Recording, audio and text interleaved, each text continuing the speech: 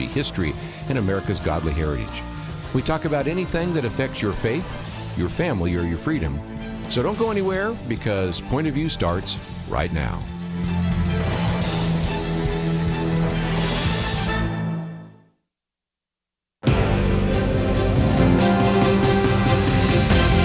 Across America, live, this is Point of View.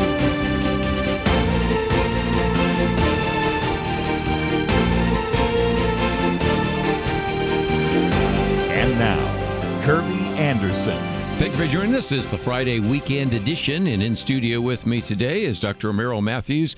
Over the next hours or two, we are going to be talking with a number of individuals, Patrina Mosley, and then later Keisha Russell. We're going to get into, of course, the speech by the president Tuesday night, as well as the response from the Democrats. A very good article by Dr. Merrill Matthews about federal buildings for sale. We'll certainly get into the whole issue of DOGE and the Department of Government Efficiency. We'll talk about a couple of other very important issues. Then we'll get into education next hour. Keisha Russell not only is a lawyer, but has served in the area of education, has been a teacher. She has a letter to the Texas Education Association about whether or not it's okay to teach even about the Bible in the public schools. Of course, we'll get back to the issue of whether to abolish the Department of Education and a variety of other issues as well. Dr. Merrill Matthews in studio. Patrina Mosley is an individual that maybe you've heard before on the Millennial Roundtable. She is a graduate of Liberty University with a Bachelor of Science in Religion with specialization in Biblical Studies and a Master's in Public Policy, founder and principal of PPM Consulting. And Patrina, welcome back to Point of View. Hello, thanks for having me. Let's, if I can, go around the roundtable first, since this was a very significant speech, a very long speech. I guess it's over now, finally. And Patrina, come to you first. I'd love to get your thoughts about watching the president's speech, and then just a few minutes we'll get to the Democratic response. But what about the speech by President Donald Trump? Well, first of all, I loved it. It was very optimistic, and it was kind of a time to give everyone permission to be happy again. I mean, though there was a lot of heckling at the beginning from the Democrats that really made them look immature and like obnoxious children, at the end of the day, people really wanted to be happy again. I mean, we've just underwent one of the worst administrations this country has gone through, and it was kind of like you held your breath for 4 years because you didn't know who was running the White House. And now all of a sudden you can kind of exhale again and be recognized. For so long, Americans were traded for nonsense. Nonsense in the sense of, we're going to put illegals before Americans. We're going to tell girls that they're boys and boys that they're girls. And so it was a great night to just bring common sense back and to let Americans know that it's okay to breathe again. It's time to be happy again, and that America really is back. Dr. Merrill Matthews, your thoughts? Well, I think it undoubtedly was the most entertaining State of the Union, which it wasn't called a State of the Union because it's just inaugurated. Yeah. Mm-hmm. He'll have 3 more of them, but it was the most entertaining, and that's in the polls show that. He gets very wide public response, and people really enjoyed it. It's changing the nature of these State of the Union speeches, though. And they've been changing for a little while. You remember Barack Obama at one point sort of criticized the Supreme Court, and Representative Wilson said, "You lie." That was considered a huge breach of etiquette at that time. Then you had Nancy Pelosi tearing up Donald Trump's speech after the end of it. Yes, sir. And then Biden actually engages with the Republicans. Remember talking about Social Security and Medicare? Will you guarantee, even though he talks to the group, will you not cut them? Will you assure me that now? And now we've gone to this with just a whole another level of just engagement and some bluster and other things. And it was very entertaining. As Patrina mentioned, the Democrats did not look good in this. And they're getting criticized from their own constituents about, why aren't you doing more to fight back? What they decided to do is hold up these little signs that looks really silly. And then some got up and left. And, of course, one was escorted out. And I didn't go back and look, but I I would guess you'd have to go back to the Civil War to find a time, if even then, where somebody had to be escorted out of the State of the Union, because and decades or centuries ago they just sent them a letter.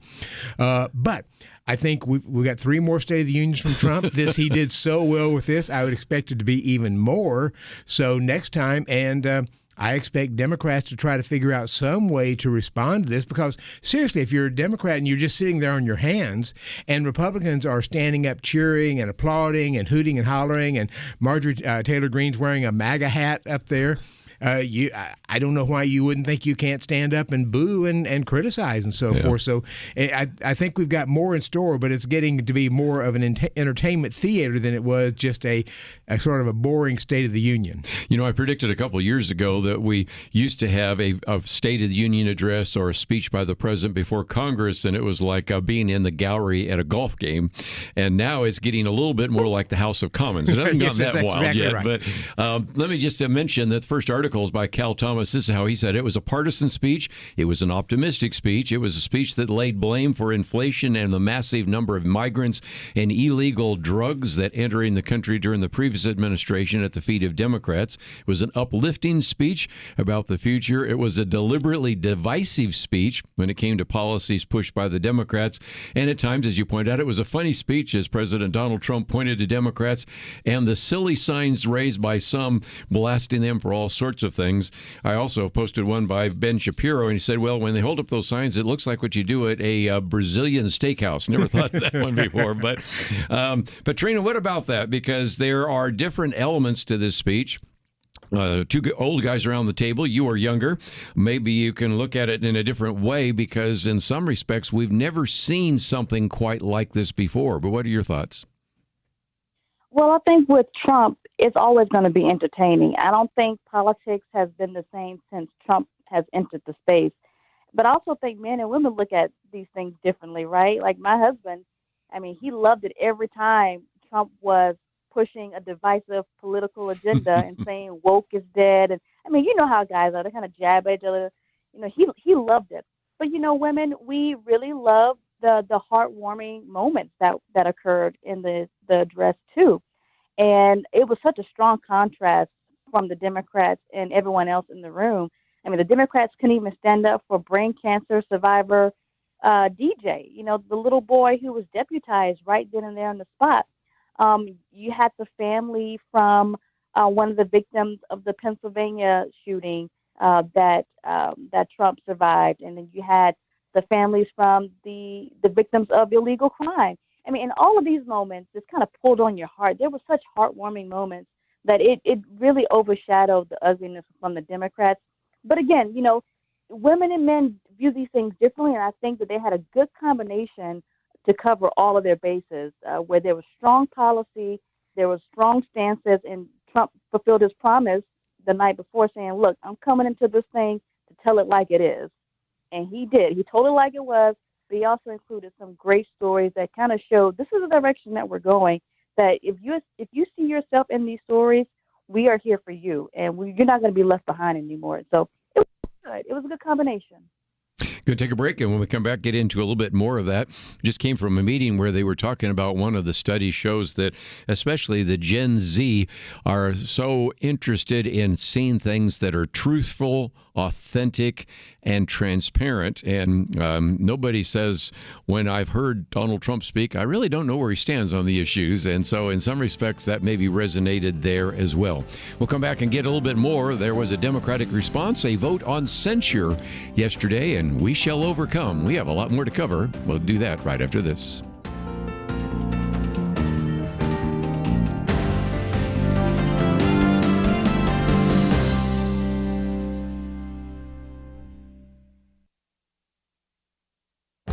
This is Viewpoints with Kerby Anderson. At a time when politicians are talking about the threats to democracy, it might be worthwhile to consider what democracy really is. But first, an obvious disclaimer. America is a republic, not a democracy. Professor Alan Golzo recently wrote about Lincoln's vision of democracy. After the Battle of Gettysburg, Lincoln was asked to participate in the dedication of the National Cemetery in that town. The featured orator was Edward Everett. But the short 272-word speech by Abraham Lincoln is the message we remember.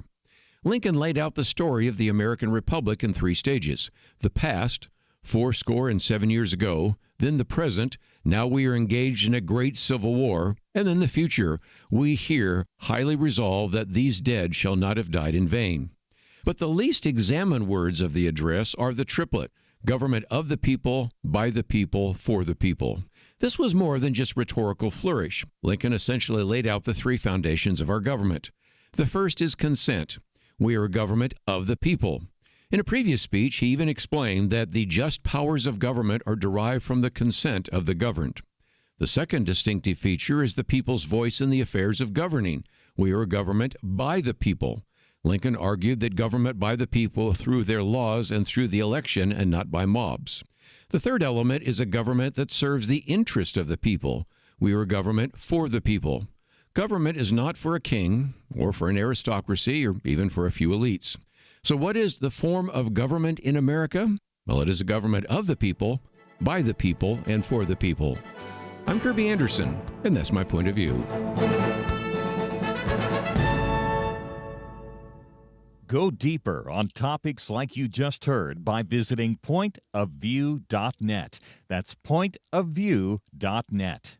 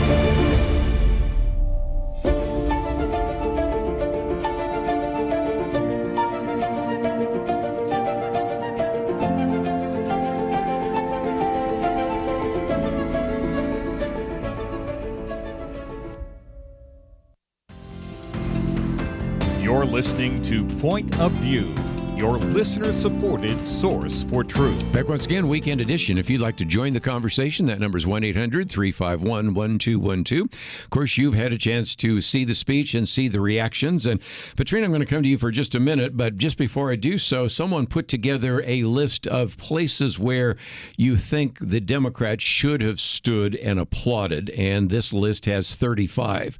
Now, I recognize, even though this list was created when it talks about ending DEI, I'm sure they aren't going to do that. Mm-hmm. But back to the point you were making, some of them on the list, capturing an ISIS terrorist. Of course, the young boy fighting brain cancer who was given 5 years to live after being diagnosed with that, taking down illegal revenge porn, protecting women's sports, ending taxes on tips, overtime, and seniors' Social Security, securing historic investments in the chip manufacturing, removing illegal alien killers, the return of American Mark Fogel, the student getting accepted to West Point, restoring a shipbuilding. I mean, there were, I would have to say, Patrina, some that unless you are really calloused, you would at least say, I don't like Trump, but I do need to show some support for the people in the gallery. And it was hard to see anybody on the right side of the aisle, or the left side of the aisle if you're looking the other way, that actually stood or applauded for any of that. It was really scary. It was deranged. I mean, at this point, I'm willing to put TDS in the book about mental illnesses. Like, put it on the category list, TDS, because it is real. And they showed that they hated Trump more than they loved America. And that's a problem. I don't know how that's going to pan out for them. But, all of those moments could have been unifying moments that had nothing to do with policy, nothing to do necessarily with a Republican agenda. Not all of them. Some of them were just, real victim stories, real survivor stories that we as Americans should applaud. And then the most hypocritical thing is, some of these Democrat women wearing pink to be in solidarity with women when literally 24 hours before that, they voted to keep men in women's sports. Make it make sense. And you can't. And this is why so many viewers viewed this time where Trump was telling it like it is so refreshing, because we're tired of being in this creepy fun house where men with beards can put on dresses, beat up women, and mutilate body parts from Frankenstein doctors. We're just tired of it. And if they don't want to stand with that, that's fine. But like you said, there's polling right now that says at least over 60% saw this time of his address very favorable. And it's because the left has gone insane. You know, one of the things that I think it was Ronald Reagan who first introduced somebody in the gallery that he highlighted. Yes. And that's become sort of a staple of the State of the Union addresses now. But Trump has taken it to another level because by taking the one boy, telling him you're accepted to West Point, making the other boy, the young boy, cancer survivor, DJ is it, I guess, but now you're an honorary member of the Secret Service, naming a park after Laken Riley. He's introduced a whole new thing, and when he first started with the park, I thought, well, that's interesting, and he's done these other things. I thought this is going to just change this whole nature because you're not the next president to do this after Trump. I suspect Trump will do this a few more times, but the next president will want to go this and even further doing so. It's a very interesting development there. But one thing I think we have to mention, there were some blusters and some misinformation in some of these statements. Okay. Well, we can get to those in a minute. Yeah, that's fair. Comparing himself to George Washington. Well, that was just plain hyperbole there. Done more in 4 weeks than most presidents have done in 4 years, which I thought that may be true in some. On the other hand, FDR did win a war in his third in his third administration. So and the other thing is, of course, Trump has done, most of what he's done is been two things. Doge going out there cutting staff, and then a lot of executive orders which can be repealed. So he needs to start getting some things passed through Congress, and they're trying to work on that. But there's also a few misinformation things, and I'll say with that, there haven't been millions of people who've died in Ukraine. There have been a lot, and there are various groups to try to track this, but there hasn't been that many. Other things. It's just interesting that he says many of these things which you can go back and actually. It's a speech that he's reading off the prompter, so you could have gone and checked some of these facts, and some of them just actually are not correct. Wednesday, Gary Bauer picked off one that was just one of those head scratchers because you said, well, we weren't keeping records that far back, so I think you could not call that one a mistake, but others obviously were. So fact checks go all the way around. Sometimes you have to fact check the fact checkers, Sometimes too. you do, yes. Yeah. The Social Security thing of how many people, I think he had several million people who were living so long. 360 years of age. And what I understand from the Social Security Administration is those are people who they have not got a date of death in there. So they're not necessarily giving out checks, but it does look like they've lived a long life. It's just unbelievable. But it would have been easy to fact check that and just sort of say, I mean, I think it's still like 89,000 who have lived that long, over 100. So there are a lot of people over there. Patrina, let me come back to you because you're talking about how your husband kind of likes it when Trump sometimes pokes the chest of the opposition. And you kind of mentioned that, but as Cal Thomas talks about here, as if to rile the Senate Democrats, none of whom could vote for a bill protecting women's sports from men who claim to be transgender, Donald Trump invited a woman who suffered a traumatic brain injury after being hit with a volleyball by a biological man playing with women on the opposing team. So you not only had survivors, Laken Riley's sister and mother and things like that, you had some that were actually affected by these policies. And that's another place where I think it's fairly fair to say that Donald Trump didn't back away from saying a few things that might be kind of divisive and even confrontational. I mean, no, and at this point, you have to say the hard things when the person that survived a brain injury or a concussion, rather, is sitting right there in front of you. And any real man is not going to want to put their wives, their daughters, their children, their sisters in danger. And, this is where it's good to have a man's man stand up and say, no. I'm not for having my wife get beat up, my sisters get beat up, in achievements that they should be able to excel in. And it's a moral issue, but it's also an issue of fairness. And, the feminists have really messed up this issue. I don't know where they're at. You have a few who are outliers who have no home in the Democratic Party anymore. But you really need both genders on this issue to stand against this craziness. And so it was really good to see, as they say, the alpha males kind of stand up and say, no, we're not having this. This ends today. Woke is dead. And you need that. You need that type of leadership. And it was good to see. And I think men kind of needed to see that too, to be like, okay, I'm not the bad guy in this narrative. I'm not the homophobe. I'm not the, toxic masculinity person. I'm the person who wants to protect women as God has called me to do. And sometimes with that comes saying no. And that was good.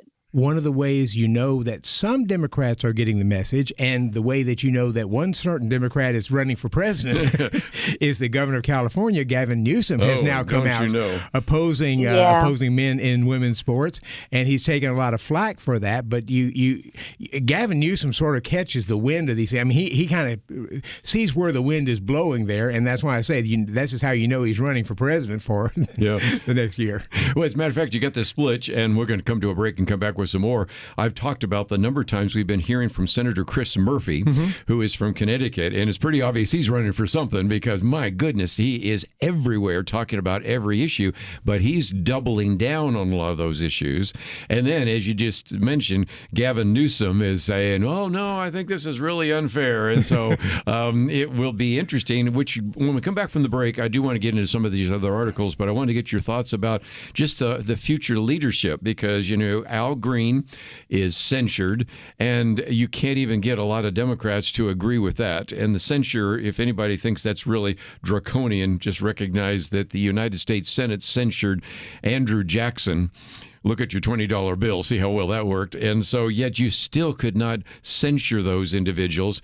And then the piece that we have by Ben Shapiro talks about the fact that Nancy Pelosi was there but looked kind of bored and lost. The House Minority Leader Hakeem Jeffries seemed kind of confused. Chuck Schumer wasn't even heard from. Is this becoming a party of Jasmine Crockett and Al Green and a few others? And so I want to get some thoughts about that as well. As we go to a break, let me just mention, and I do want to get Patrina to talk about this later. Our take action item is to tell your member of the House of Representatives no taxpayer funding for abortion. Next week, we'll be moving on to some other issues. Executive orders are good, but getting it actually part of the law of the land is even better. So we'll talk about some of those issues, but also we'll open up the phones. 1-800-351-1212. We'll be right back. If you appreciate the trustworthy news and biblical worldview that you hear on Point of View, would you consider joining our team, the Truth Team? Listeners like you have been the backbone of Point of View for 53 years.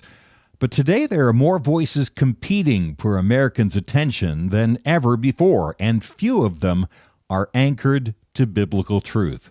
By joining Point of View's Truth Team, you can be an integral part of keeping truth on the air. In just a few weeks, Point of View will celebrate Truth Team Week. But you don't have to wait till then. You can join the Truth Team right now and help us get a head start on our $150,000 spring fundraising goal. If you appreciate Point of View, please join the Truth Team. Join today by visiting us online at pointofview.net. Or you can call toll-free 1-800-347-5151. Pointofview.net and 1-800-347-5151. Point of View will continue after this.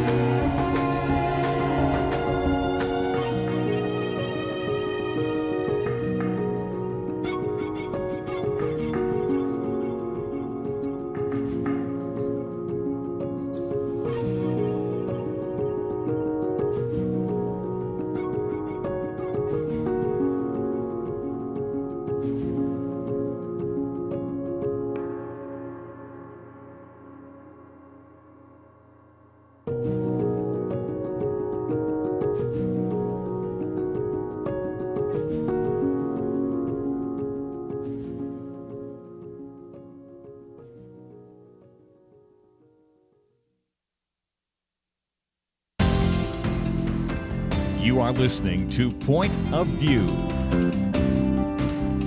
The opinions expressed on Point of View do not necessarily reflect the views of the management or staff of this station. And now, here again, is Kerby Anderson. In studio with me today, Merrill Matthews, and by phone, Patrina Mosley. And I thought we would talk for just a minute about the outburst from Representative Al Green, which is kind of interesting because at one point he stands up there with his cane and says, "You have no mandate to cut Medicaid." And everybody's thinking, well, that's almost for certain that Donald Trump is not going to do that. And as you pointed out just a minute ago, Dr. Matthews, we don't have anything quite like it. But if you go back to 1856, remember our history books here, you have the Representative Preston Brooks from South Carolina, who was, of course, pro-slavery, and he took out his cane and beat Charles Sumner, who was an abolitionist from Massachusetts, right there in the Capitol. Yes. So, yes, that happened a while back, and you told me off air that apparently it broke his cane, and they what? Yeah, he went when he went back to South Carolina. They had a party for him, and they presented him with a new cane. And Sumner went into the hospital because it wasn't a light beating; it was a heavy beating. It was awful. And so again, I'm going to acknowledge. We're not there yet. Yeah, we're not there yet. But I will mention, what about this? Green had a cane in his hand. Yes, he did. He was promptly holding up the cane. And so again, let's put this in perspective. I took quite a bit to get him out of there. Poor Speaker of the House, Mike Johnson, pounds his gavel calling for decorum. They had a vote yesterday on censure, and now it's a debate as to whether they had 9 or 10 Democrats that voted with the Republicans, but almost all the Democrats voted against censure. And then trying to even bring decorum, then they all gather in the front and sing, "We shall overcome." And I really wonder, it's almost like what one particular generation allows, the next generation practices to excess. What one session of Congress has allowed, is this going to get worse? What's your thoughts? Oh, I suspect it's going to get worse. And we were talking a little bit about the leadership in the Democratic Party. And there's no clear leader right now. This is Nancy Pelosi is in her 80s, and she has really sort of moved out of leadership. Yes. Chuck Schumer, even Jon Stewart on The Daily Show readily criticizes Chuck Schumer as just somebody who looks like an old man reading over the top of his glasses, and they need somebody else. But who's that going to be? AOC did not go to the speech. Kamala Harris was at the Oscars the other night, and I read a story where several people around there, most of these are Hollywood liberals, are asking her, "Are you going to run for governor of California? Are you going to run for president?" She hadn't made a decision. She said she'll make a decision by the end of the summer. Probably one of the best people they have conceivably is Josh Shapiro, the governor of Pennsylvania, who's more moderate and generally considered could be a contender, but I'm not sure he could get the backing of the Democratic Party being Jewish and supportive. Patrina, let me come to you. Who is the leadership? I mean, Hakeem Jeffries supposedly, but certainly the people making press right now are Al Green and Jasmine Crockett. We are right away broadcasting from the state of Texas, which is exactly where the two of those individuals come from. AOC wasn't even heard from. I don't even think she attended. No, she did not attend. What about that? Who is going to be the leadership of the Democratic Party? You have any thoughts at all? I don't know, but I think all the people you just mentioned, they're the minions. They're not really the leaders of the democratic movement, the liberal elite ideology. I mean, these people, they're low-hanging fruit that will, as one article said, be the theater kids who keeps the talking messages and do all the theatrics and stuff. But when it comes to like the elite fundraisers, which I would put Gavin Newsom in that category, like Mark Zuckerberg, Jeff Bezos, and even a little bit of AOC as of late, they're kind of shifting a little bit, changing their story, partly because it's a business strategy, right? These people are businessmen, but that doesn't mean we should just throw trust to them overnight, and frankly, ever give them any trust, because these are the types of people that fund the ideology. So I think Nancy Pelosi, Chuck Schumer, the guy who raised a ruckus last night, this week, Al Green, all these people are minions. But when it comes to the big money that's backing this ideology through the World Health Organization and the World Economic Forum, those are the people who really run the party, who run the agenda, and those are the people we need to watch. These people are going to come and go. And I definitely think Newsom is probably going to go for a run. I don't know if he'll be successful or not, but the people we need to watch are the people with the money. And the rest of the lower tier people are going to come and go. Because there's no apparent leader of the Democratic Party right now, people are sort of going off and doing their own thing. So Gavin Newsom starting a podcast, and then there was about 7 Democratic women who did a little video of them saying we're ready to fight, and they did quick little videos of them, and they're sort of jumping up and down, bouncing like a kangaroo with their fist out, and it just looked ridiculous. I mean, don't know how this works. You might be able to do something in which you look like you've got real fighters out there, but this just looked ridiculous as they're smiling and just jumping up and down with their fist open. I don't know what the Democrats are going to do right now because they don't know how to respond to this. You got John Fetterman saying, I think this was a bad look and all of that. We had the rebuttal speech from former Congressman, now Senator Elisa Slotkin from Michigan. But even there, she popped off with a claim that President Trump doesn't believe America is an exceptional nation. I've had a few people say I literally slapped my forehead when she said that. If there's anybody who believes in an exceptional nation, it would be Donald Trump. So maybe that's a leader. Maybe it's not. I thought I watched her speech, and I thought she did a fairly good job of delivering. This is a hard spot following the State of the Union, and especially Ask Donald Marco Trump. Rubio, who had to go through that. Yes, indeed. Especially following Donald Trump is a hard spot. But I thought she did a fair job of delivering it. I don't agree with much of what she said, but she could. I mean, she's a former veteran. I mean, she could end up being one of the leaders out there. But it's just hard to see who's going to be. This is something we've talked about for a while, is the Democratic Party really doesn't have a deep bench of leaders that can come up and take the place. It really doesn't. I could keep this going, but I thought just so we would at least go through some of the articles we promised. One of those, I'll come to you first, Dr. Matthews. For sale by owner, federal office buildings can help the housing crisis. I've got the list here of how the DOGE cuts are going, and those are kind of few and far between. But boy, if you want to save $1 billion right off the bat, maybe $2 billion, depends on which numbers you look at, just selling off some of these buildings that are, and as you point out here, some of these are 25% filled. Others are averaging between 39% and 49% utilization. You could put everybody in 1 or 2 buildings, sell off those. They could eventually become office buildings or condominiums or something. It would improve the tax base, number one, and it would save the federal government billions, possibly, of dollars over the years. The agency that oversees this is the General Services Administration. We're hearing much about them because some of the DOGE people are hibernating in the GSA building. They've taken up several floors and they've put in showers and beds and everything else. A lot of room.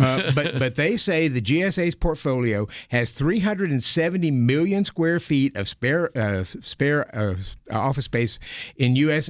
and 8 territories, including 1,700 owned and 6,700 leased buildings. Wow. And, of course, they had been doing recently some of the look as to what it does. They're spending about $2 billion in those owned buildings on upkeep, $5 billion leasing, and they've looked at how full these offices are, and many of them are around 25% or less. A few of them have a little more, and these buildings are all over the country. They're everywhere. Yeah. And so the administration has suggested they would like to sell, I think, maybe 2/3 of them, something like that. And then the question is, how do you do that? Because they've tried to sell federal property before, and it hasn't worked that well. They've had a lot of trouble with it, but that's oftentimes, I think, because they put so many strings in it. And I just say, put it up for bid and let the highest bidder win. And what's interesting right now is a lot of developers are out there looking for empty office buildings, not just federal buildings, but empty office buildings, because they want to come in, redo these things, get them up to code, and turn them into apartments and condos in downtown areas or just on the outside of downtown areas. And they've already started doing that in some places like Minneapolis and others. And so there's really a good chance to be able to sell some of these because developers are looking for a way to increase housing. Well, and again, if you go to Washington, D.C., and I think all of us have. You look at the Trump Hotel in Washington, D.C., that was the post office originally, and Postal Service. So I do want to get some comments from Patrina, but also we'll come back and maybe talk about this other issue related to housing, and that one it comes from HUD, an individual we've had on the program many times, Scott Turner.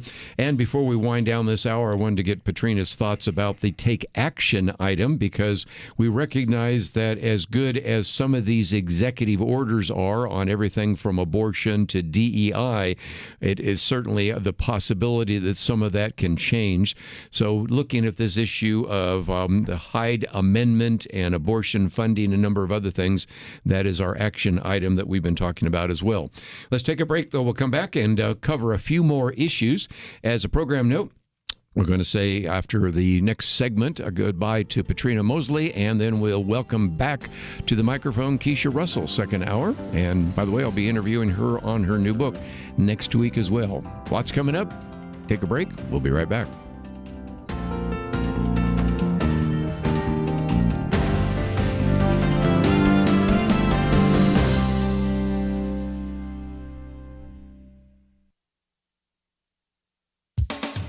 As the transgender agenda began to unravel, author J.K. Rowling posted her summary of the damage it's done, including this: gender ideology has undermined freedom of speech, scientific truth, gay rights, and women and girls' safety, privacy, and dignity. It's also caused irreparable physical damage to vulnerable kids. Nobody voted for it. The vast majority of people disagree with it, yet it has been imposed top-down by politicians, healthcare bodies, academia, sections of the media, celebrities, and even the police. Here are just 3 actions the Trump administration has already taken to dismantle this woke regime. On February 5th, National Girls and Women in Sports Day, surrounded by a crowd of female athletes, President Trump signed an executive order titled "Keeping Men Out of Women's Sports." The president warned education institutions and their athletic associations, if you let men take over women's sports teams or invade your locker rooms, you will be investigated for violations of Title IX and risk your federal funding.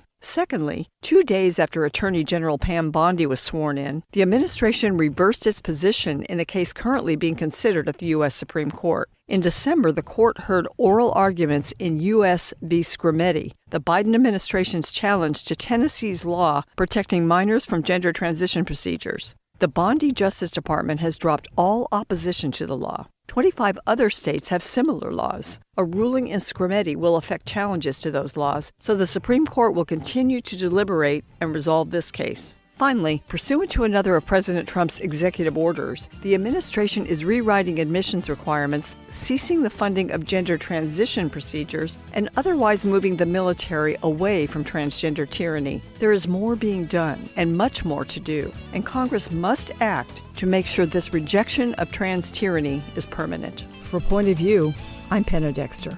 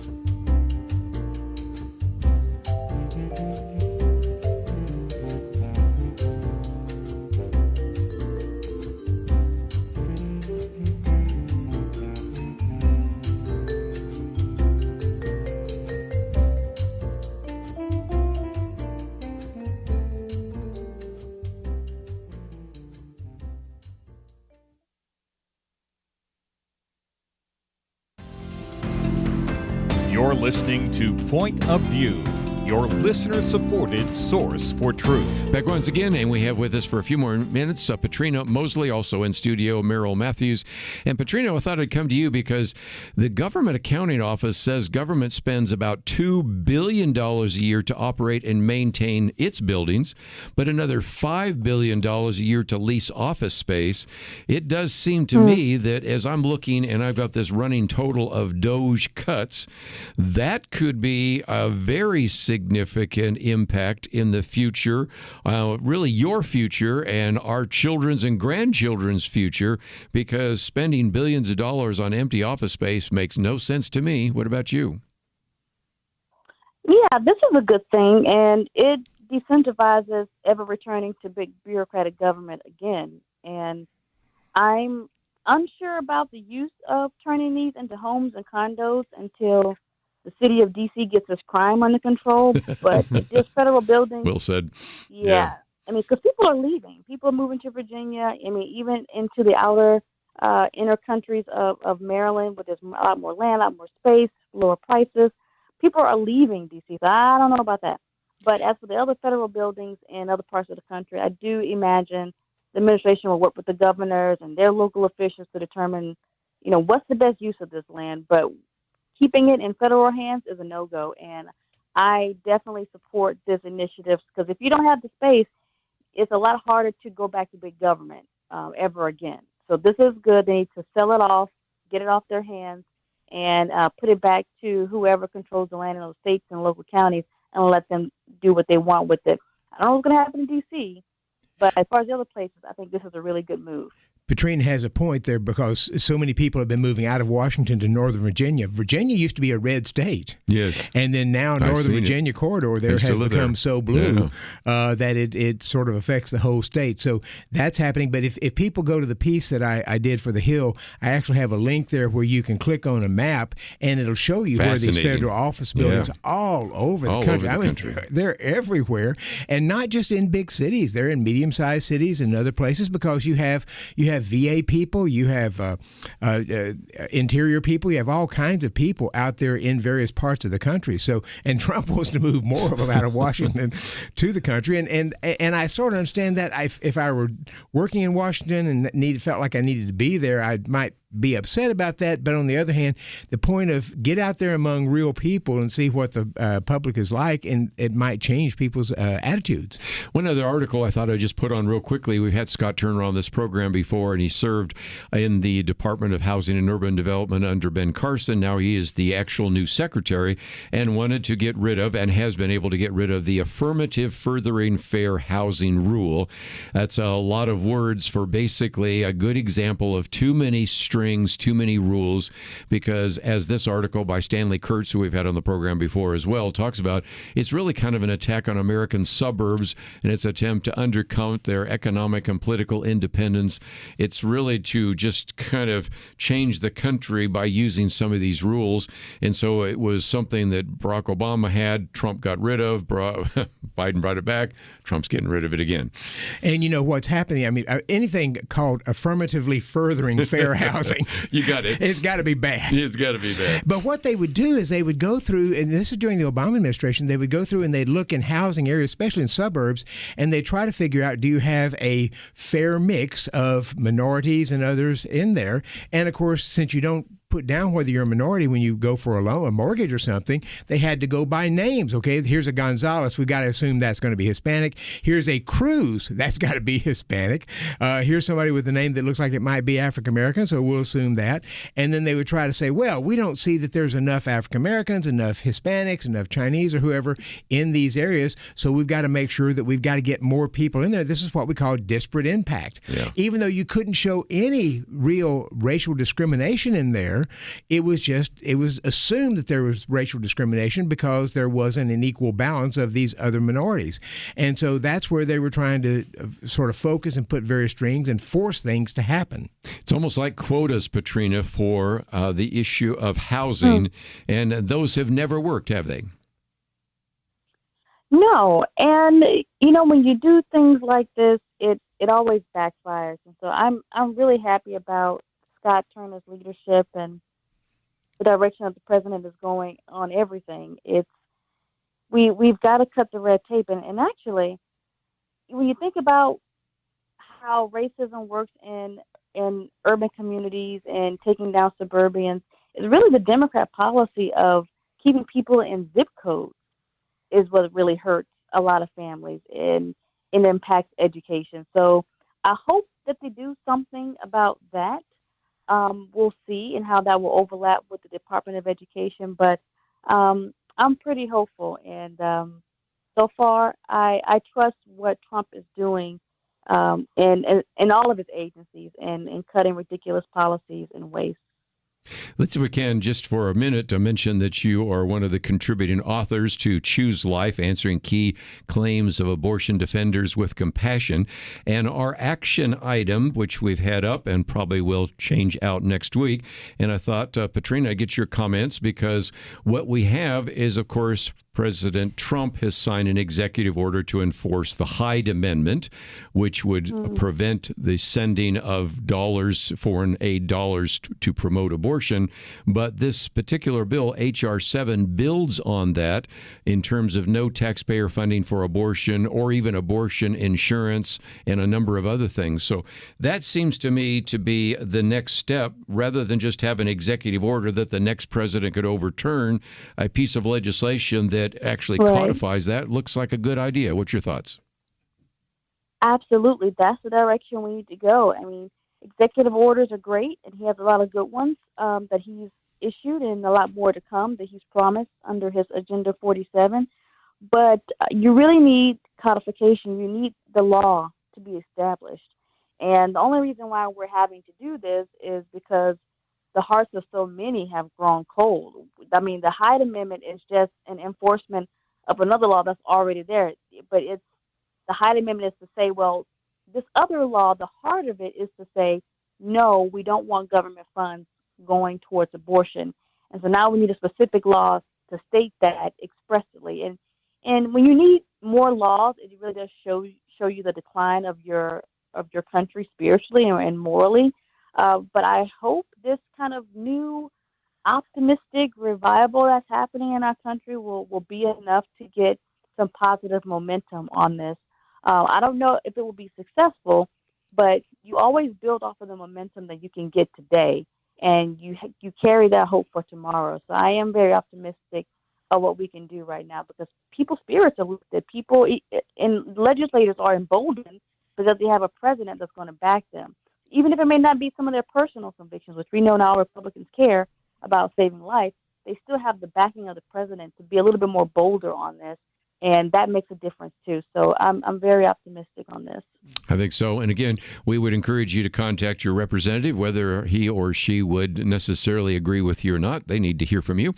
Patrina, let me just, before we go, mention that we have a link to your X file. And so that is, of course, formerly known as Twitter, Patrina Palmer Mosley. You can also go to patrinamosley.com. There you can see your consulting services. And more importantly, I suspect some people might say, I'd like to have her come and speak to our group. So if they'd like to contact you, there's a way they can do that as well. So thank you for joining us by phone. One of these days, we've got to get you in studio. And certainly we've appreciated your contribution both in the Millennial Roundtable and today on our weekend edition. So thank you for being with us. Thank you for having me. Love being here. And I would love to get to Texas someday. Well, we got to get you to Texas. I love it. We'll see if we can bring your husband along as well. I think he'd enjoy that.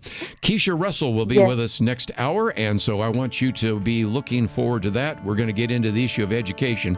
That did generate a lot of phone calls. It probably will. And so we'll get into that. Dr. Merrill Matthews with me for the 2 hours, and we will be back right after this. It almost seems like we live in a different world from many people in positions of authority. They say men can be women and women men. People are prosecuted differently or not at all, depending on their politics. Criminals are more valued and rewarded than law-abiding citizens. It's so overwhelming, so demoralizing. You feel like giving up. But we can't. We shouldn't. We must not. As Winston Churchill said to Britain in the darkest days of World War II, never give in, never give in, never, never, never, never yield to force, never yield to the apparently overwhelming might of the enemy. And that's what we say to you today. This is not a time to give in, but to step up and join Point of View in providing clarity in the chaos. We can't do it alone, but together, with God's help, we will overcome the darkness. Invest in biblical clarity today at pointofview.net or call 1-800-347-5151. Pointofview.net and 800-347-5151. Point of View will continue after this.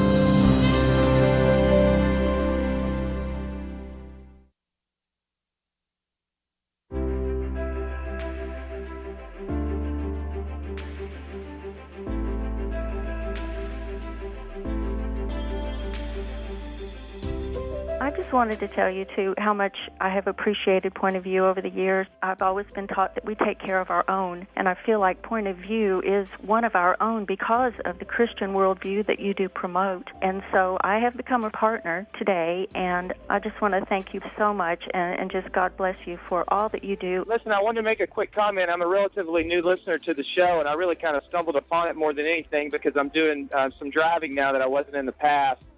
And my comment really is, I think you guys and gals are more right on about the assessment of this country right now than anything I've heard.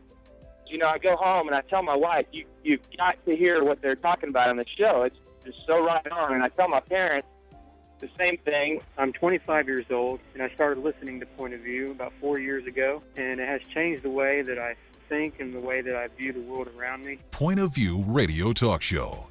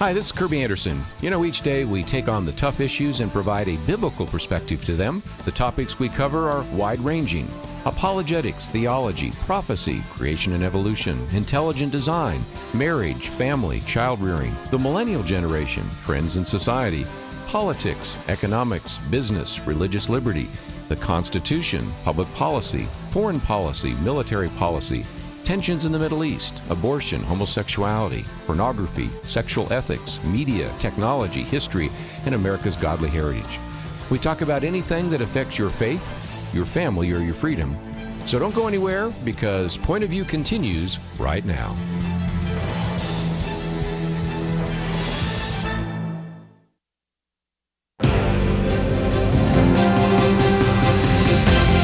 Across America, live.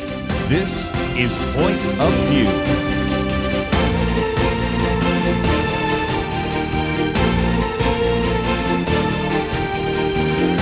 And now, Kerby Anderson. Second hour today in studio with me, Dr. Merrill Matthews. Last hour we had Patrina Mosley with us by phone. This time we'll have Keisha Russell with us as well. Going to spend a fair amount of time talking about education. That surfaced the other day for one reason, and that is the president has signed an executive order that could push the eventual demise of the Department of Education. I think that's unlikely, given the fact that you would have to actually break cloture and a number of other things. But again, $268 billion spent on the Department of Education, and the biggest chunk, about $160 billion, which has to do with student loans and things of that nature, which we'll get to in just a minute. But I couldn't think of a better person to help us with education than Keisha Russell. Now, oftentimes we introduce her as an individual that has a law degree, which she does from Emory University, actually has clerked with some very prestigious groups and individuals and judges. But what you probably don't know, and I would be remiss if I did not mention the fact that she has her bachelor's degree from the University of Central Florida and a master's in teaching from the University of Southern California. So she brings both legal expertise and educational experience, and of course is the author of this new book. Matter of fact, we're going to spend some time talking about that next week. But welcome back to the microphone, Keisha. Thank you for having me. Always a pleasure to be with you guys. Let's, if we can, the first article we've posted is a letter to the Texas Education Agency. Now, I recognize we broadcast in about 40 different states, I should say, around the country. And so some of you say, well, I don't live in Texas. Yes, but I think you're going to learn quite a bit because, Keisha, really this gets down to a piece of legislation that was passed by the House in the Texas House and then ratified House Bill 1605, which then allows and even encourages the study of the Bible in the public schools. And you have written this rather extensive letter, which I would encourage people to download and read through, because it really gives the history about whether or not it's constitutional for public schools to study the Bible. I think we know the answer, but you give us the reasons why. Explain.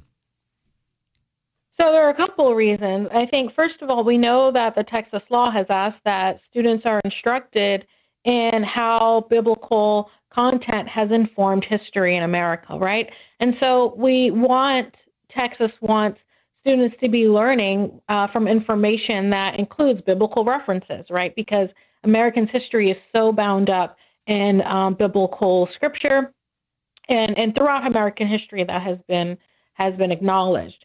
So if we look at even the Constitution, right, and we look at the Establishment Clause is supposed to be analyzed and evaluated using history and tradition. And we know that since the beginning of our founding, our American government has encouraged public schools to teach students about how the Bible, Christianity has influenced our Constitution and many of our laws. So that's just for starters. Well, it does seem to me, too, some of the examples, if they're going to be reading Dr. Martin Luther King's letter from the Birmingham jail, reading the book of Daniel, if they're going to reading about the Liberty Bell, and our good friend Jerry Newcomb just did a commentary, which I need to post sometime soon on the Liberty Bell. It has Leviticus 25:10. Now, if you didn't know these references that are in either the particular letter by Martin Luther King or did not know the reference in the Liberty Bell, I don't think you'd be very well educated, would you? No, definitely not, which is why Texas created bluebonnet learning. And as far as we have been able to discover, Texas is the first state to create their own instructional materials for school districts to use, rather than, like most school districts, buying, something from Pearson or whomever those other organizations are. Texas has developed this curriculum for use in its public schools, and so it complies with all of their standards of education, 100% of those. And it's a very rich curriculum. I've read it. It's amazing. It's also interesting because you have Martin Luther King's speeches are filled with scriptural references. How would you understand and them? Allusions, Yeah. and you wouldn't understand what's going on there. And of course, we've been talking about the State of the Union speech. Presidents oftentimes bring in their speeches references, highlights, or something from the Bible. So it's just part of our cultural history. Even if you don't believe in it, it's part of the history. Yeah, absolutely. So I mentioned in the letter, and I also mentioned this in my book in more depth, I talk about the fact that, the founders believed the Bible's warning about what happens when people have too much power. And that, coupled with what happened in the American Revolution, is what informed America's separation of powers doctrine, right? So that's the reason why we divide power up and we don't have a monarchy, because of this particular belief that comes from the Bible. And that is such an important foundational lesson for students to understand, because ultimately, if we want to continue with our republic, we have to teach the youth why they need to understand the Bible and why these references are so important. And Keisha, there's some other things in there too. The state of Utah had to change its marriage policy before it could become a state. And so if a student looking at this might say, why was that the case? Well, we really only allowed monogamy. Why is that? Well, there's a reason why that. We're not taking the same thing that they might have gotten from Quran, but there's a reason why we did that. Yeah, absolutely. And so in response to bluebonnet learning, there was a lot of outrage from these progressive groups, and including the ACLU, which wrote a nastygram to all of the Texas schools, pretty much threatening them that if they, try to use these instructional materials, they're going to get sued because they're unconstitutional. So this letter that, First Liberty wrote, we really just wanted to let these school districts know this is a great curriculum. It's perfectly constitutional. And the state of Texas went through all of the channels properly to enact this law and to properly say and approve this curriculum. So there's no reason to listen to these groups when their opinions have already been rejected by the state and by the State Board of Education. I might just mention that we will be talking with you again about your book, Uncommon Courage, which is out, and it is published by Harvest House. Of course, you had done an earlier interview with Penna Dexter, but we wanted to focus on that as well.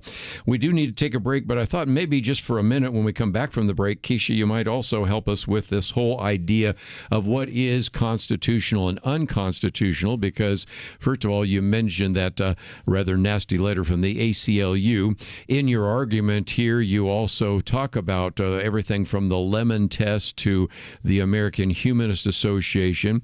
A few of us around the table remember at a time when you had Abington versus Shemp and some others, again, all sorts of issues in the past that made it look like it was really impossible to even mention the Bible, much less talk about it in a serious way. And so in some respects, this particular piece of legislation and now this curriculum is not only something that we can talk about in terms of the state of Texas, but as Keisha mentioned just a minute ago, you may want to see if that could be implemented in your state.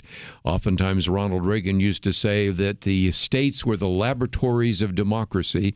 In this particular case, the success in Texas might allow some of this to go to your state. So I hope that you'll stay tuned as we get into this whole idea of, is there a separation of church and state? What is an unconstitutional establishment of religion? How does that fit? And then our next article is the reality of an executive order to abolish the Department of Education. We'll stay on that topic. And if you want to join us, 1-800-351-1212. We'll be right back.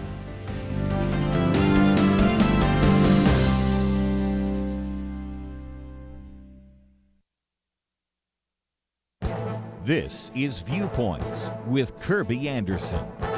You know, at a time when politicians are talking about the threats to democracy, it might be worthwhile to consider what democracy really is. But first, an obvious disclaimer. America is a republic, not a democracy. Professor Alan Golzo recently wrote about Lincoln's vision of democracy. After the Battle of Gettysburg, Lincoln was asked to participate in the dedication of the National Cemetery in that town. The featured orator was Edward Everett, but the short 272-word speech by Abraham Lincoln is the message we remember.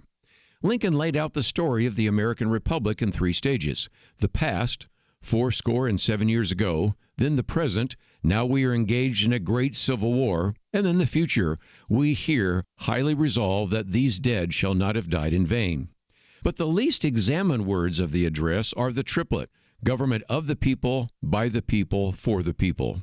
This was more than just rhetorical flourish. Lincoln essentially laid out the 3 foundations of our government. The first is consent. We are a government of the people. In a previous speech, he even explained that the just powers of government are derived from the consent of the governed. The second distinctive feature is the people's voice in the affairs of governing. We are a government by the people.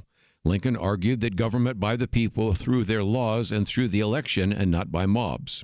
The third element is a government that serves the interest of the people. We are a government for the people.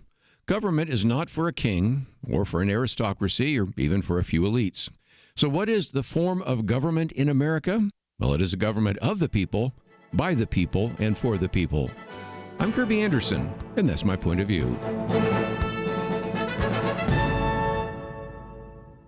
Go deeper on topics like you just heard by visiting pointofview.net. That's pointofview.net.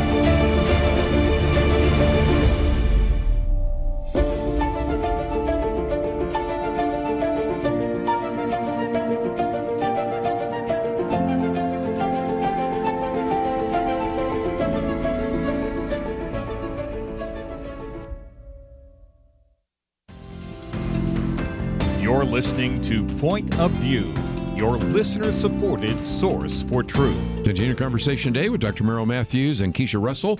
I might just mention that if you click on her picture, that will take you to First Liberty in case you'd like to contact her there. Next Tuesday, we'll be talking about the book Uncommon Courage, which is her book. But Keisha, for just a few more minutes before we get on to the Department of Education, which did generate quite a number of phone calls yesterday, what about this idea of the so-called separation of church and state, and what does it mean when we are concerned about the idea that there could be in the Establishment Clause an unconstitutional establishment of religion? Teaching about the Bible, I don't think it's even close to establishing a religion, does it? No, it doesn't. And I know you do such a great job of informing your listeners about the Establishment Clause and helping them understand that that phrase, separation of church and state, is from a letter written by Thomas Jefferson, and really the meaning was that the government should stay out of the affairs of the church, the internal workings of the church. It doesn't mean that we're supposed to banish religion from the public square. And so even during a time when the Supreme Court was really strictly interpreting the Establishment Clause, so this would be during the time of what's called the Lemon cases, and that was just a case that really dropped the standard of what the government has to prove in order to banish religion. And it was really unconstitutional, which is why it's been overturned. But even during that era, and that was the era when the Supreme Court said it was unconstitutional for students to read the Bible together and even have a moment of silence, which I completely disagree with that latter opinion. But either way, even during that time, the Supreme Court said that it was perfectly okay to teach the Bible to children, even though you couldn't make them do any form of worship with it or anything like that. Teaching, frankly, from the book would be perfectly fine, and that's from a case in 1963. So we know that at no time the Supreme Court said that public schools can't study the Bible. In fact, they would never say that, because there are so many things from the Bible that must be taught in order for students to have a comprehensive understanding of American history. Let me just mention that this is about a 6-page letter, and it also has some footnotes. Especially, I like the ones to our friend John Eidsmoe, who's been on the program, Christianity and the Constitution. And so whether you are involved in education, and I know some of you might be on a school board, maybe you're just a concerned parent and say, maybe we really could talk about the Bible occasionally in the public schools. This would be, I think, very helpful, and you'd learn quite a bit, and it's our first article there. But Dr. Merrill Matthews, let's get to this one. We did talk about the fact that, indeed, the president did have an executive order which says that the secretary, Linda McMahon, is to take all necessary steps to facilitate the closure of the education department, and that's based upon a maximum extent appropriate and permitted by law. It does seem to me that if indeed that is the case, you're going to have to come up with some way to do that, in which you get 60 votes so that you have a filibuster-proof majority in the Senate. I don't see it happen anytime soon, but I'd love to get your thoughts. Well, she, I believe, has sent out an email to the employees now saying we're in the process of starting to do that.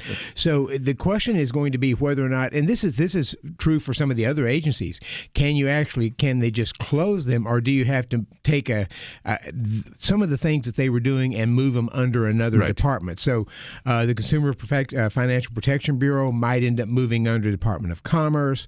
USAID might move under the State Department, and maybe they just let them sort of lapse or die there. You can leave them around and have maybe one or two employees and not do much.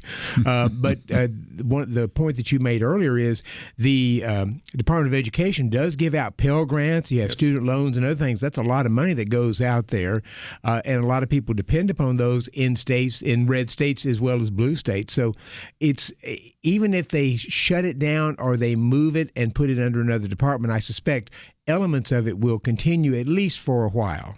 And again, just for people that had not heard that before, we're talking about a significant amount of money. About $160 billion of the $268 billion is in the Office of Federal Student Aid. Now, the argument being made by some is it could go under the Treasury Department. But again, I remember a time when I got my loan from the bank. And Keisha, I know you actually got student loans as well, but Barack Obama brought a lot of it under the federal government. Maybe the other way to deal with that is to allow various banks once again to issue student loans instead of having it all come under the umbrella of the federal government. What are your thoughts? Yeah, it's definitely possible. That's another way of doing it, and I think it's worthy of looking at for sure. I do think, in large part, many conservatives want to close the Department of Education because of the detrimental progressive policies that it's been promoting, and quite frankly, in large part, the Department of Education has not helped to benefit education in our country. If you saw the last America's Report Card, I think 40% of students in fourth grade were not reading at grade level. So we're having some pretty significant issues here. I'm an optimist when it comes to education, being a former teacher, and I feel like a lot of the duties that the Department of Education performs are still going to have to be done. And if we were able to use the department in a way that was better for our educational system, better for our country, more patriotic, all of these things, we can maybe do something great. But I don't blame Donald Trump for wanting to close it because it hasn't been effective.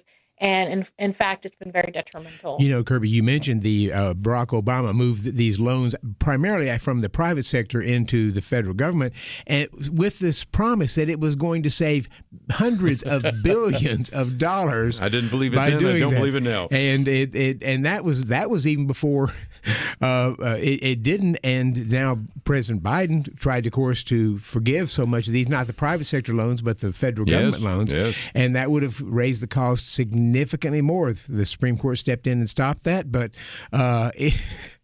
it was amazing how much these loans have cost us. So the notion that they could go back to the private sector, perhaps backed by the government, could certainly happen. Keisha, I was just thinking about that. You have the anti-discrimination rules for transgender students. You have the student loan forgiveness under the Biden administration. And as you pointed out a minute ago, people might even turn a blind eye to some of that if our students knew how to read and write, but they don't. And it does seem to me that sending all this money to the federal government and then having some of it trickle back to the states makes no sense. Yeah, and it doesn't seem to be doing us a bit of good, frankly. So I think I understand why this is happening. I think it's good that we're evaluating the Department of Education as well as all of the federal agencies to look at waste and whether these agencies are really doing what Congress designed for them to be doing. So this is a necessary step in our country to better education, because even in my book I talk about this. Like we're in trouble. Our students are not getting a sound education in these public schools, and we need to start looking at that and taking that very seriously. And the Department of Education, their guidance wasn't just regarding the bathrooms or student sports and so forth. It had dorm rooms and everything else involved in there. It's just unbelievable. One other thing I wanted to get from you, Keisha, and that is, if I've looked at your resume, you've lived in Florida, you've lived in Virginia, you've lived in California, you've lived in Texas, to put just a few of states there. And it just seems to me that the other problem with the Department of Education is it's sort of one size fits all. And it seems to me that the way in which you educate students in Detroit, Michigan is very different than the way you educate them in Stockton, California, or Tupelo, Mississippi, or even maybe Frisco, Texas. You're just dealing with differences, and having the money stay closer to the schools makes a lot more sense, doesn't it? Yeah, it absolutely does. I think one of the things you learn as a teacher is differentiation, right? That students all learn differently. They're all at different levels, and that's the same with the states. And I think we would be better served if we gave that money to the local governments and let them handle things. And personally, if I may add, I think a lot of our issues are because we are not paying enough attention to the kind of people that we're allowing to teach our students. And I think every state needs to start evaluating teachers a little bit more closely. I would think so. Let's open up the phones. I suspect you have some comments. That number is 1-800-351-1212. We have a couple. First of all, do you think we should be teaching the Bible in the public schools? That's the first article that we have, which was written by Keisha. It's about a 6-page letter that went to the commissioner of the Texas Education Agency, but you don't have to be a Texan to read it, because in some respects it gives you a plan or even a format, template, perhaps is the best word, for what you could do in your own state. Second of all, we have posted this piece by Jim Garrity, The Reality of Trump's Executive Order to Abolish the Education Department. And we'll take a call or two on this issue of education. But then, just to give you a preview, Dr. Merrill Matthews said, can't we at least stop birth tourism? You know, the real debate about right now, this idea of individuals coming deliberately to this country to give birth to a child, so we give birthright citizenship. And then we also have one on democratization of American prosperity. And I suspect Keisha probably wants us to pray about a few of these cases that First Liberty has going to the court. So we'll talk about all that right after this. If you appreciate the trustworthy news and biblical worldview that you hear on Point of View, would you consider joining our team, the Truth Team? Listeners like you have been the backbone of Point of View for 53 years. But today there are more voices competing for Americans' attention than ever before, and few of them are anchored to biblical truth. By joining Point of View's Truth Team, you can be an integral part of keeping truth on the air. In just a few weeks, Point of View will celebrate Truth Team Week. But you don't have to wait till then. You can join the Truth Team right now and help us get a head start on our $150,000 spring fundraising goal. If you appreciate Point of View, please join the Truth Team. Join today by visiting us online at pointofview.net. Or you can call toll-free 1-800-347-5151.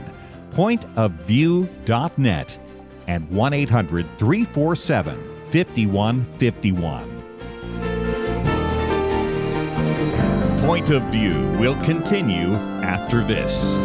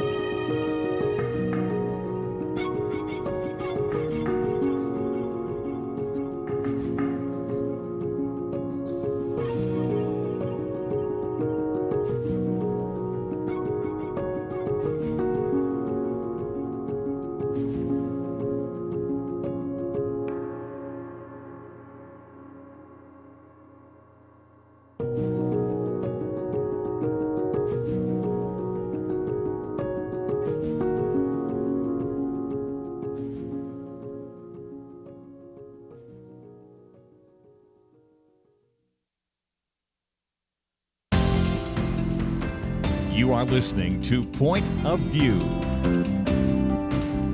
The opinions expressed on Point of View do not necessarily reflect the views of the management or staff of this station. And now, here again is Kerby Anderson. Back once again, if you would like to join the conversation, 1-800-351-1212. Dr. Matthews, I thought this would be one for the two of you because you actually, on the particular article that appears on the Hill, can we at least put a stop to birth tourism? Mm-hmm. And I thought it would also be good to have some legal expertise here from Keisha, because a lot of that gets back to the so-called birthright citizenship.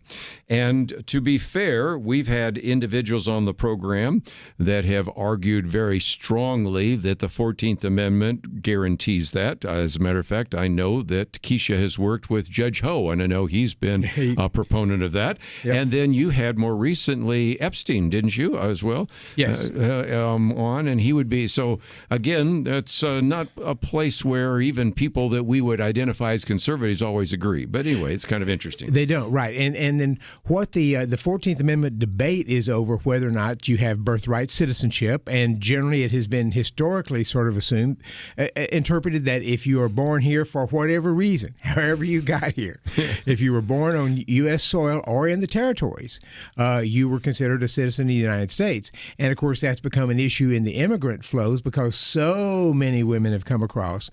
Some of them are pregnant, or some of them get pregnant here, they have the baby, then that baby is a citizen, and then with some expectation that maybe they might not be sent back home.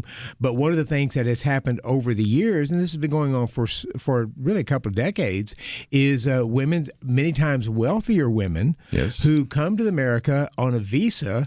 There are even places that advertise that you can come here. And I found out, looking at this, China even advertises that we have a package for you. We'll send you to one of the territories. It's easier to get a visa to the territory. You have the baby in the territory, then you fly back. Sometimes these are on private jets. In fact, in Arizona, there was a place in a spa in Arizona that used to advertise for women to come in.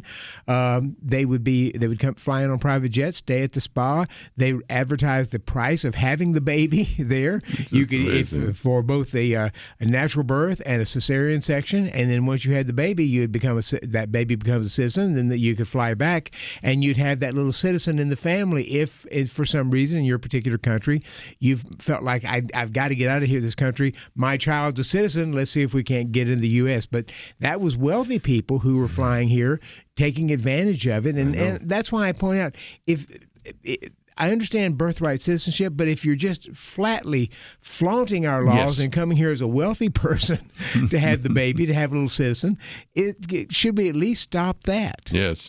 And Keisha, I want to get to you because, again, I mentioned Judge Ho, and of course you've worked with him, and there have been some that have said, if you were born here, that's the case. But what we're at least raising is this birth tourism might be a different issue. But help us out if you can.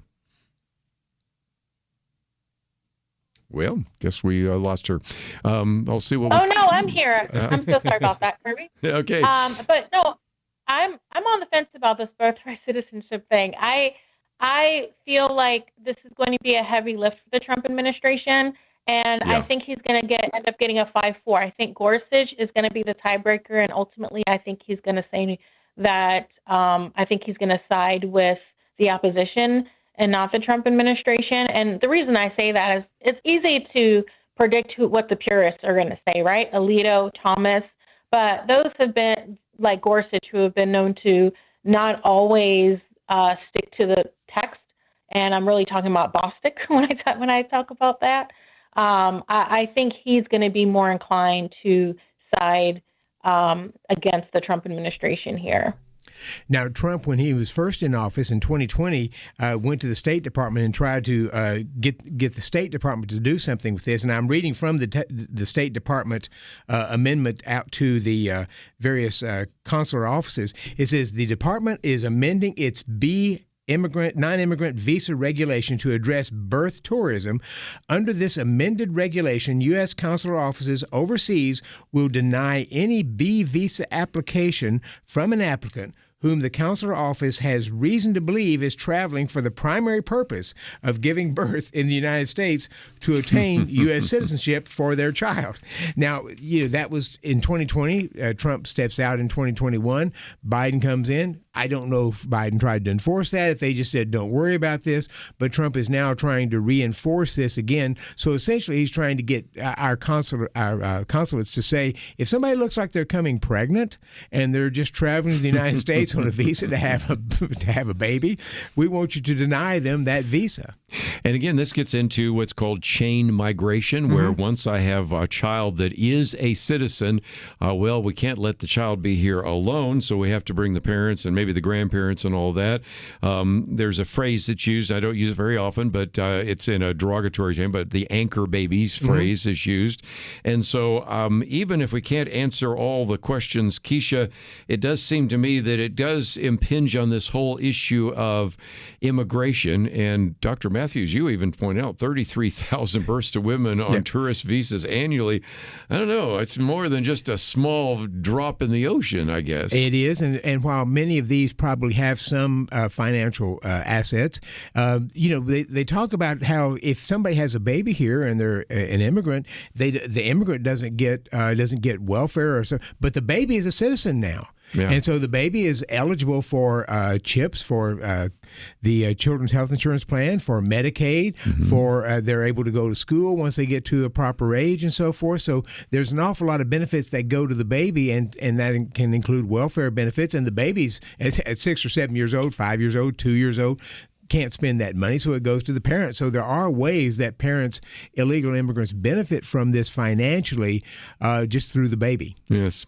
Keisha, any final comments on this idea of birth tourism or even the 14th Amendment? I think your prediction is right. Probably it won't be upheld by the Supreme Court, but you just never know with this court, do we? No, we don't. And frankly, I've been surprised before. So we'll have to wait and see. My big surprise is this week we had a 5-4 decision go the other direction, in which you had a stay saying, well, we don't want to send out any money with USAID right now, especially to some of these controversial issues. And this is where you had Amy Coney Barrett as well as John Roberts go along with the liberals, and 5-4 going the other direction. And I got some problems about that one, because if you say, well, we're going to remove the stay, well, you're going to spend the money, and then if later we conclude that money shouldn't be spent, well, it's already out the door, isn't it? It is, and my assumption is that they're feeling like you have to honor these contracts that you went into. So, and this is the real struggle with some of the things that DOJ is doing is if you've signed a contract and you're sending money out, is that contract binding, and do you have to send the money out, or can you stop that? And there's so many aspects of this that the courts are going to have to just sort of adjudicate, because in fact, one of the inspector generals who was fired, and my understanding is he was supposed to have by contract a 30-day notice, and that ended up going to the Supreme Court, and the Supreme Court said, no, you can go ahead and fire him. And so I would have thought the Supreme Court said, no, you got to give him a 30-day notice. I mean, that's part of the contract, part of the deal. So I don't know where some of these things are going to go. It's very, very difficult, because there's so many elements in this that we just don't know about or understand until you actually get it into the court. Yes. One of the questions I want to put on, go ahead. And I was just going to say the reason for that is a lot of these are questions of first impression in some regards. So the court is really going to have to wrestle with some things that they haven't really thought about in depth yet. Mm-hmm. And so it'll be interesting. It'll be a very interesting term for the Supreme Court, I think. Well, and again, you have right now one federal judge say, no, you cannot keep them from paying. And I'm thinking that gets back to a bigger issue. I recognize the importance of having a judiciary, but if federal judges right now are making decisions, I'm thinking a lot of those, Keisha, end up in the Supreme Court, don't they? Because sooner or later, when you get even mixed precedents, one federal judge says it's okay to do this for DOJ, another says it's not. I think that's got to go back to the Supreme Court just by definition, doesn't it? Well, definitely, and you can bet it's definitely going to happen. The problem is that you see a lot of judges sort of stepping, I think, beyond their lanes here, and for very political reasons, and that's something the judiciary is not supposed to do. If you talk to Jim Ho about that, he'll tell you, judges are supposed to be above criticism and things like that. So you're not seeing that in some of these opinions, certainly. And I think it's going to be up to the Supreme Court to ultimately adjudicate this in a neutral way. You know, Keisha, we're going to keep coming up to a break, but when we come back, I'd like to hear your thoughts on the notion, because I'm hearing from some conservatives that we need to impeach certain judges because they aren't going along with Trump's agenda. And we would certainly, from the other side, we would have said just because a judge doesn't go along with a Biden agenda, that doesn't mean you impeach the person. So I'm curious when we come back to the break to hear your thoughts on that. Okay, so we'll take a break. And before we're all through, I might even mention some of the Doge cuts, which are still pretty small. Mm-hmm. They seem large, but again... And they've adjusted several of them. Yeah, and what's so funny is this the hill the Democrats want to die on some of these cases? The cut in the FAA, which is the big one, 0.8% is all, and they're going to make that their hill to die on. I don't know. We'll come back and get into those issues, and we'll be back right after these messages.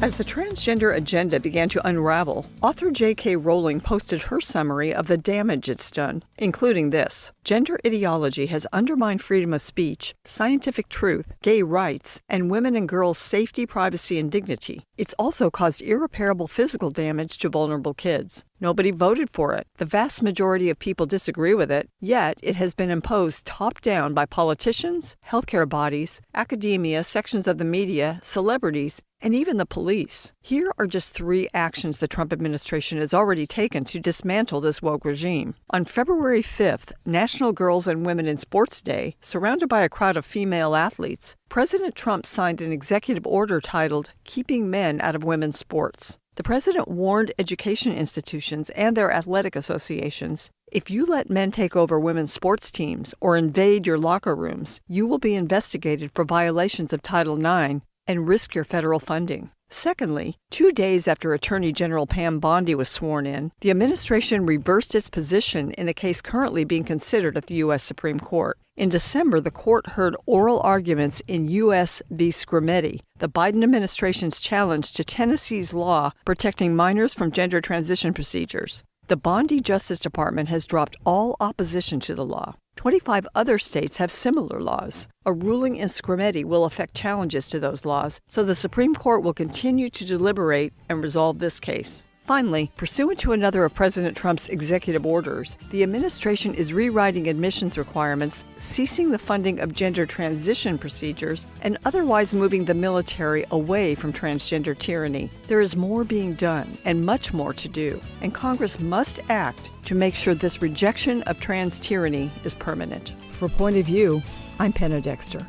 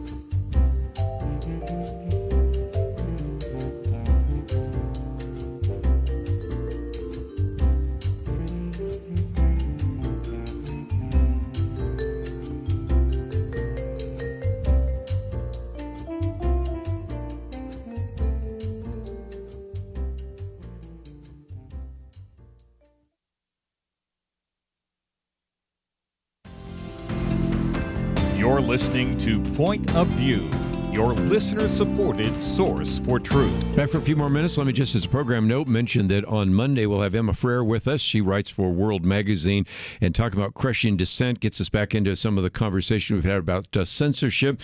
Rob Hacienda will be with us in the second hour. Keisha will be with us on Tuesday. And the article that I've posted here, Democratizing American Prosperity, others postponed that to Wednesday because we have Bruce Shaw, who is there actually working in this whole area of democratic capitalism and that may be a good place to cover that as well.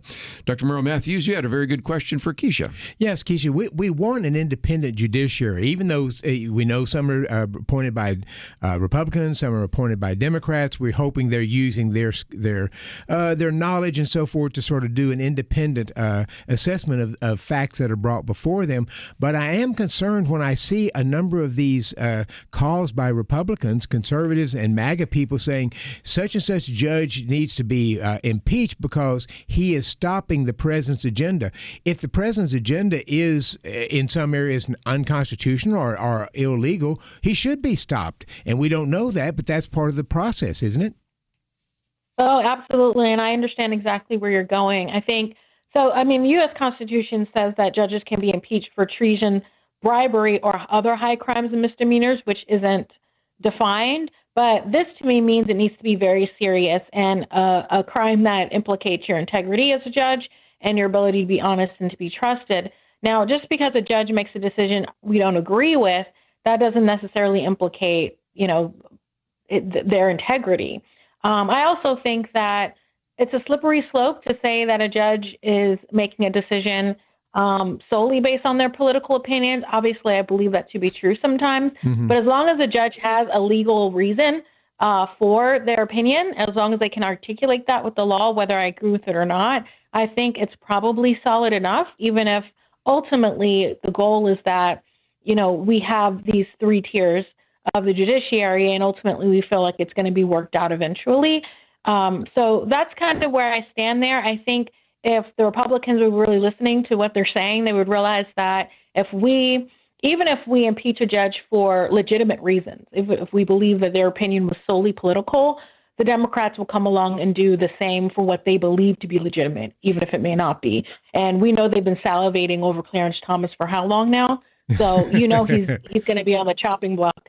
If we start that process, they will too. Well, it's an interesting comment because when I saw the Supreme Court decision that Kerby mentioned there, I thought, I suspect the Supreme Court, as these things move, are going to decide with Democrats on a number of cases. I don't know how many, whether it be mostly Trump or mostly Democratic, but I suspect the Democrats will win a number of these at the Supreme Court, which makes me think that Democrats may find a newfound respect for the Supreme Court that they wanted to try to pack and change and get people out of here just 6 months ago. Yes. Well, 100%.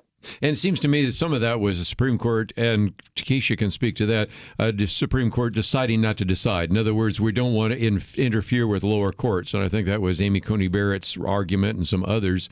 And so I just think what we have to recognize is that this whole issue of Doge is going to be quite controversial. Mm-hmm. I'll be honest, I thought that this time in March, the stories we'd see on the news would be actually deportation stories, that we'd see these tearful stories of somebody who was made to go back to their host country or separating a family. And the stories we're hearing instead have to do with not the D of deportation, but the D of Doge. Yeah. And as I pointed out before, let me just use the example, and these come, Warren Kelly put these out the other day. FAA, yes, you did have 400 employees that were cut, but you have 45,000 employees. So that ends up being 0.8 or almost 0.9%. Homeland Security, yes, you had 400 there, but there's 260,000 employees. So that tends to be 0.16%. And they're going to the mat over that when you look at the typical layoffs for Boeing or Amazon or UPS or Citicorp. I just was surprised that was the hill that the Democrats want to die on right now. Yeah, and we should mention that Trump had a cabinet meeting yesterday, and in that cabinet meeting, and Elon Musk was there, he told the cabinet secretaries, you are the final deciders on this. You make the decision. That Elon Musk is there to make recommendations, but you're the one that has to, and he needed to do that because we've been trying to figure out who's in charge of this and who's making these decisions, and it was important that the president make that. And I think the president's sort of feeling some of this blowback a little bit himself because he wants to make sure that this is done in a proper way and not necessarily from Elon Musk telling people that they are fired. Right. So again, I think it's ironic.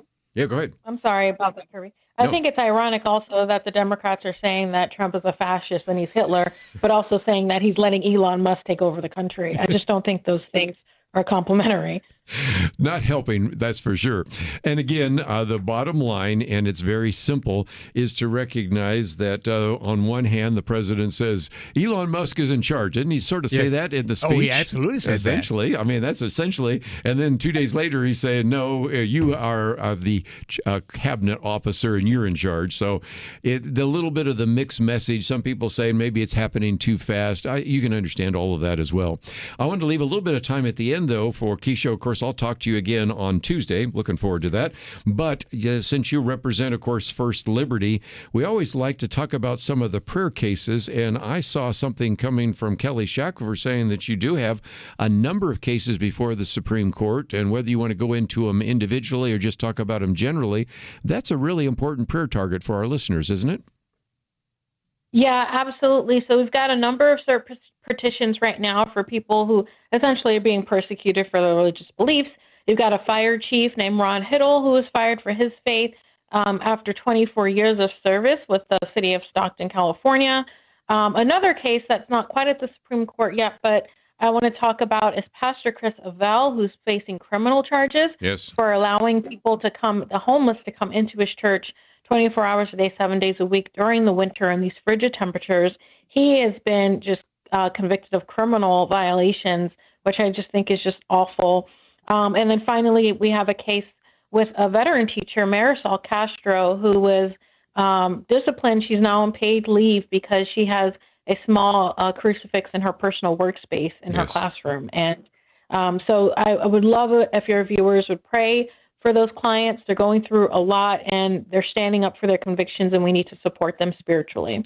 Again, First Liberty is the place to go. We have that link, and all you have to do is just click on the picture there of Keisha, and you can find your way there. Might just mention the Viewpoints commentary today by Penna Dexter is Ending Trans Tyranny, and it goes into some of the issues with J.K. Rowling all the way up to what is happening at the present, so you might want to find that. My commentary today is about Lincoln and democracy. Just thought it'd be good to remind ourselves of the Gettysburg Address and a few things of that nature. So all of it available at the website, pointofview.net. And if you find yourself saying, well, I'd like to find out a little bit more about the president's speech, or maybe some of the articles, and in particular the Ben Shapiro piece on Democrats in disarray. We have, of course, 2 Dr. Merrill Matthews articles, and you can follow those to find his others. One on federal buildings for sale, and can we at least stop birth tourism?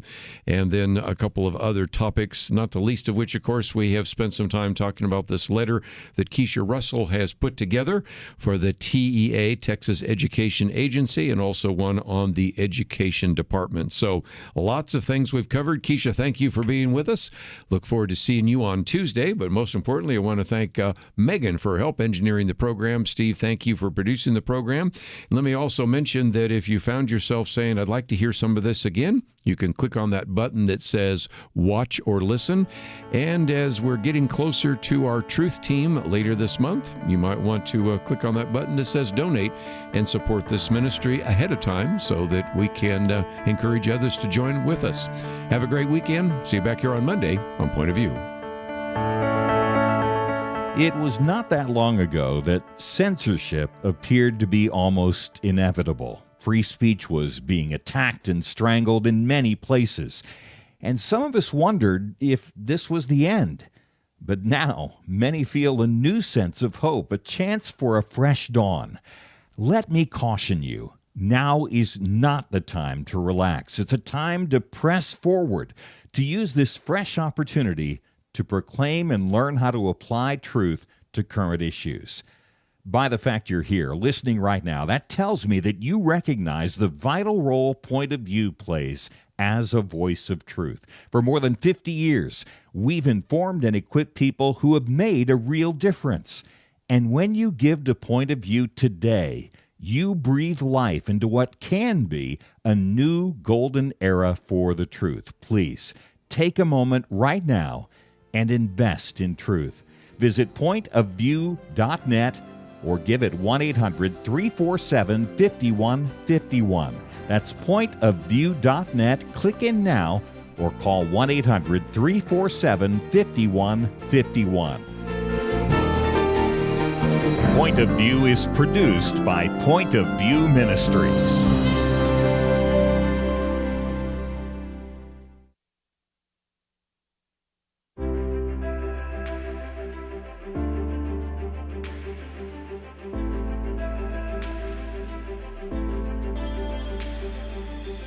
I do appreciate Point of View and what you folks are doing.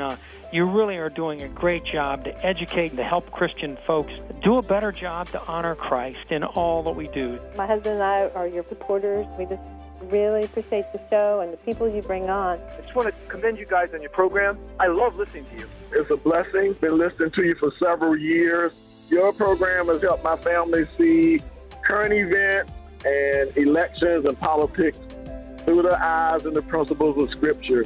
And that's been enlightening, and we're trying to pass that on to others. I want to say, first of all, that I really enjoyed the Millennial Roundtable, and I love the program altogether. I think Kerby is great, and I really appreciate all of y'all, all that y'all do, and the truth that y'all put out. Hey, great show. Love all your comments and what you're talking about. Thanks again for what you do. Point of View Radio Talk Show.